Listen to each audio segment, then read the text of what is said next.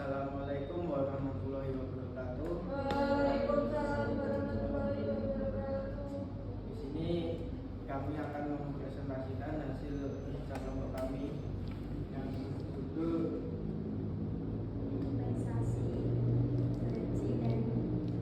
kompensasi gaji, insentif, dan tunjangan karyawan.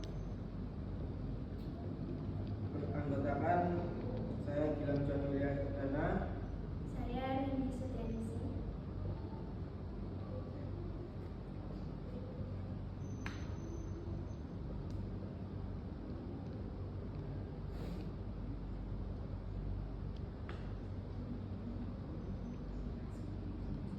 rumusan masalah. 1. Bagaimana manfaat, fungsi, dan tujuan dari gaji. 2. Apa yang dimaksud dengan tunjangan dan insentif.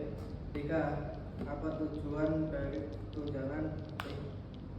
4. Jenis-jenis kompensasi, tunjangan, dan insentif. 5. Bagaimana sistematis pemberian tunjangan dan insentif. Tujuan. 1. Memahami manfaat, fungsi, dan tujuan dari gaji. 2. Mengetahui dengan jelas pengertian dan definisi tunjangan dan insentif. 3. Mengetahui tujuan pemberian tunjangan dan insentif oleh perusahaan terhadap karyawan. 4. Mengetahui berbagai macam tunjangan dan insentif yang ditawarkan perusahaan. 5. Memahami sistematika pemberian tunjangan dan insentif karyawan oleh perusahaan. Bab 2 pembahasan. A. Peran, fungsi, dan tujuan gaji.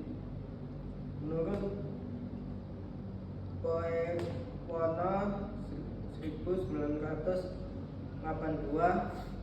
peranan gaji dapat ditinjau dari dua pihak, yaitu A. Aspek pemberian kerja atau majikan adalah manajer.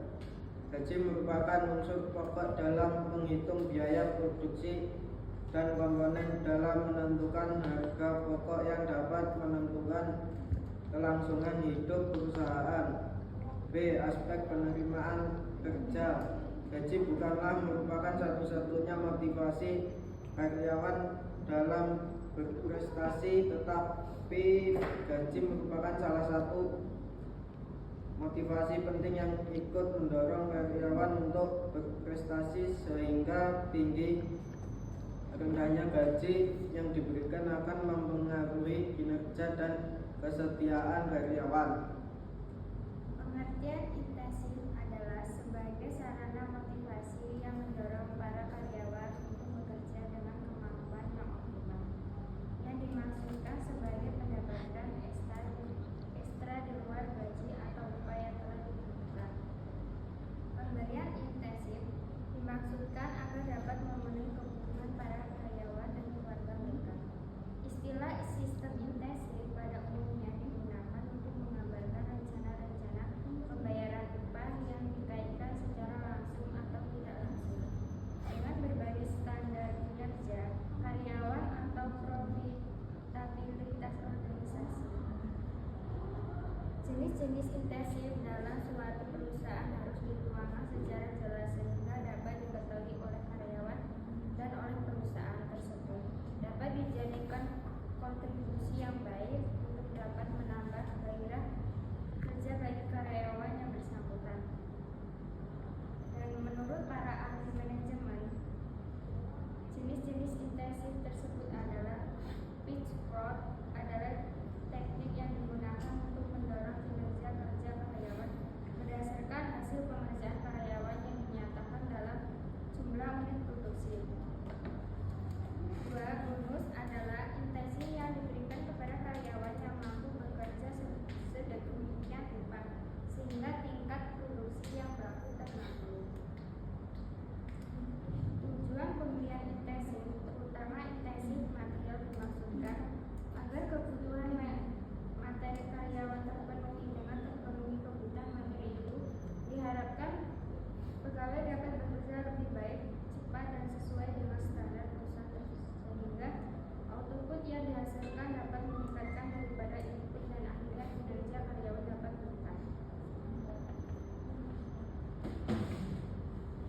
indikator pemberian insentif. Sistem insentif ini didasarkan pada masa kerja atau senioritas karyawan yang bersangkutan dalam suatu organisasi. Dasar pemikirannya adalah karyawan senior menunjukkan adanya kesetiaan yang tinggi dari karyawan yang bersangkutan pada organisasi di mana mereka bekerja. Kebutuhan. Cara ini menunjukkan bahwa insentif pada karyawan didasarkan pada tingkat urgensi kebutuhan hidup yang layaknya dari karyawan. Ini berarti insentif yang diberikan adalah wajar apabila dapat dipergunakan untuk memenuhi sebagian kebutuhan pokok, tidak berlebihan namun tidak berkekurangan. Keadilan dan kelayakan. Dalam sistem insentif bukanlah harus sama rata tanpa pandang bulu, tetapi harus terkait pada adanya hubungan antara pengorbanan atau input dengan output. Makin tinggi pengorbanan, semakin tinggi insentif yang diharapkan, sehingga karenanya yang harus dinilai adalah pengorbanannya yang diperlukan oleh suatu jabatan. Input dari suatu jabatan ditunjukkan oleh spesifikasi yang harus dipenuhi oleh orang yang memangku jabatan tersebut. Kebijakan pemberian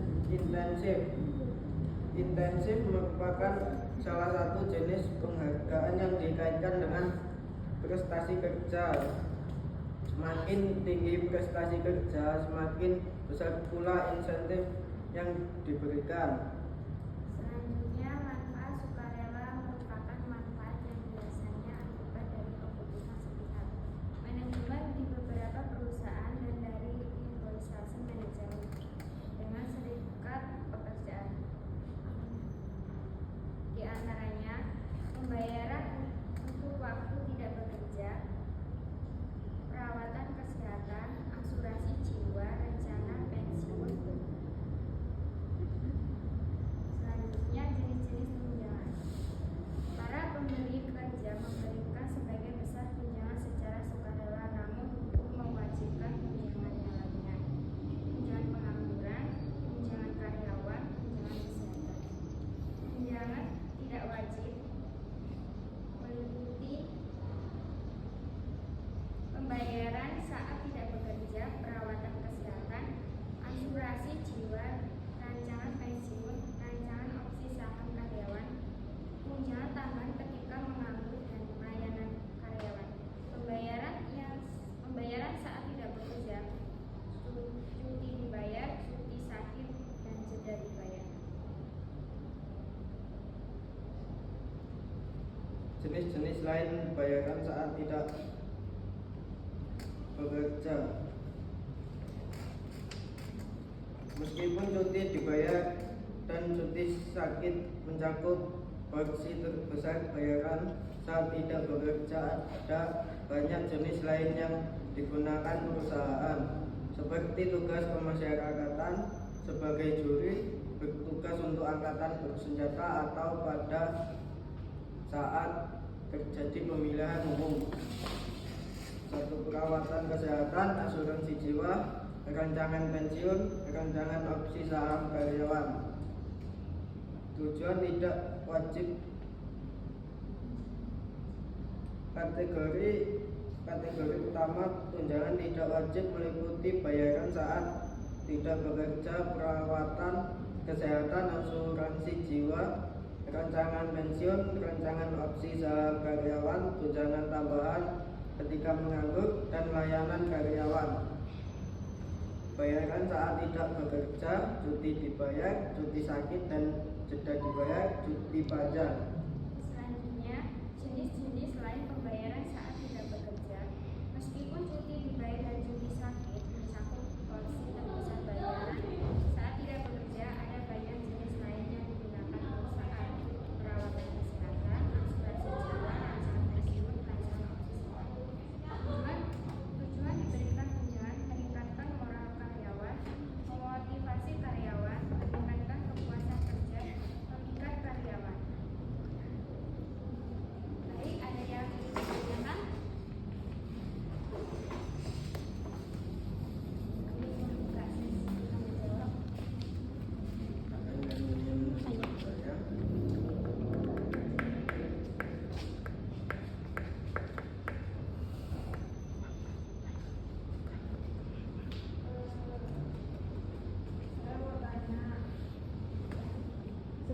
beberapa definisi balas jasa atau